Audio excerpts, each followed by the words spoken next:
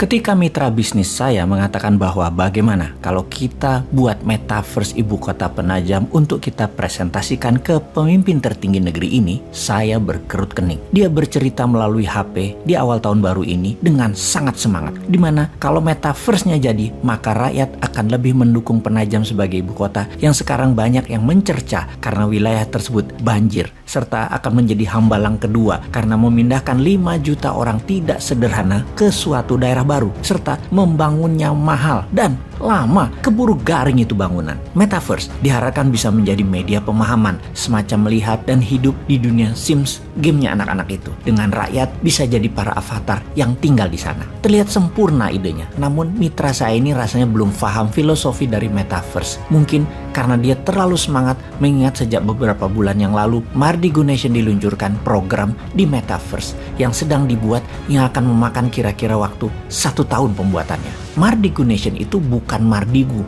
bukan Bosman World. Mardigu adalah kependekan dari filosofi perjalanan kehidupan yang mana mbah saya berikan kepada saya. Namun jujur belum bisa dijalani dengan benar. Karena nama adalah doa kan?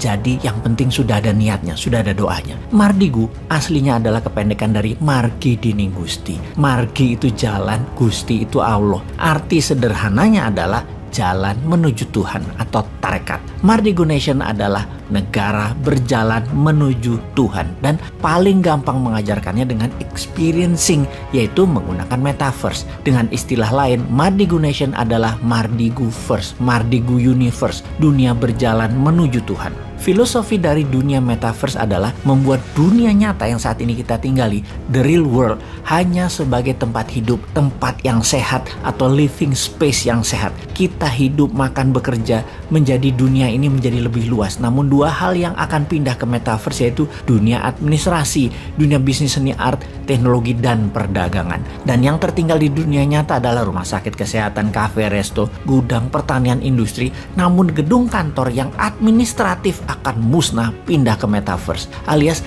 kalau metaverse dibawa ke ibu kota yang baru yang 90% adalah kegiatan administrasi, maka semua itu bisa tidak jadi dibangun. Ngapain membangun dengan dana 1.000 triliun dalam 5 tahun ke depan bentuk fisiknya? Mending buat metaverse hanya 2 triliun kali. Pusat pemerintahan negara, pegawai departemen semua kerja dari manapun bisa tinggal dan matanya tinggal dikasih VR, helm ber-TV, alat komunikasi. Administrasi semua pindah ke blockchain. Dan kalau metaverse dijelaskan ke old mind, ya mulai semua kalau kayak gini dijelasinnya. Sekali lagi, metaverse akan menghilangkan gedung kantor, administrasi, dan tempat jualan retail dalam seketika yang memberikan kemudahan untuk hidup ke depannya dari sisi yang lain. Jadi mulai paham ketika kita mengatakan Penajam tak perlu dibangun sebagai pusat pemerintahan secara masif fisiknya, buat saja secara digital. Ini akan menohok old mind. Namun kalau old mind berani berubah menjadikan metaverse versinya, maka Indonesia akan menjadi negara pertama di dunia yang pusat pemerintahannya 100% digital. Itu sangar namanya. Oke deh sahabat, banyak yang masih wagu atau gamang dengan metaverse yang mungkin 10 tahun lagi baru bisa jadi secara nyata dan real. Jadi ingat-ingat seperti beli Bitcoin di tahun 2010. Kalau kamu punya $100 beli di tahun 2010, maka di tahun 2021 kemarin nilai uang kamu adalah $12 juta. Benar, naik 120.000 kali. Metaverse saat ini itu masih early adapter. Mau ambil peluang di metaverse atau masih mau bikin fisiknya itu di Penajam, ya monggo. Semua ini nanti Anda kok yang dicatat dalam sejarah ke depannya, bukan kami. Kami mah punya usulnya revolusioner. Jadi balik ke metaverse yang Mardigu Nation yang akan pakai emas alat tukarnya. Emasnya dinaran tentunya. Dan akan kita mulai dari Bali First dalam Mardigu Nation Universe untuk menjadi pemahaman sahabat supaya Indonesia nanti punya universe di metaverse. Diawali dengan Penajam First, maka ini adalah penjelasan singkat apa itu metaverse agar Anda semua nggak pusing-pusing lagi dengan apa sih itu metaverse. Ini penjelasan sederhana ala Bosman. Di cara lama, bisnis dan kehidupan itu ada 1. Pasar atau tempat komunitas jual beli. 2. Pelaku pasar yaitu penjual dan pembeli. 3. Transaksi atau penjualan dan pembelian. 4. Catatan transaksi atau dokumen pembukuan. 5. Alat tukar atau mata uang atau currency. 6. Dagangan, barang yang dijual beli.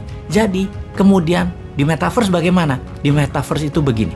Metaverse itu adalah pasar, living space-nya. Avatar itu mewakili pelaku pasar. Transaksi ya transaksi. Kemudian blockchain itu dokumentasi atau pembukuan. 5. Cryptocurrency itu adalah mata uangnya di metaverse. Dan terakhir, NFT itu barang dagangan. NFT itu bisa mandiri sebagai produk digital atau bisa juga sebagai avatar mewakili produk non-digital. Sementara avatar itu adalah Anda yang dilengkapi dengan kecanggihan AI. Jadi bayangkan kalau manusia Indonesia di Penajam First adalah para avatar yang pada akhirnya bisa membuat dirinya di dunia nyata menjadi manusia unggulan beneran. Karena dalam pikiran bawah sadar manusia, mereka tidak mengenal apa itu reality, apa itu imajinasi, yang kemudian oleh Walt Disney dikatakan, my imagination create my reality. Selamat datang masa depan.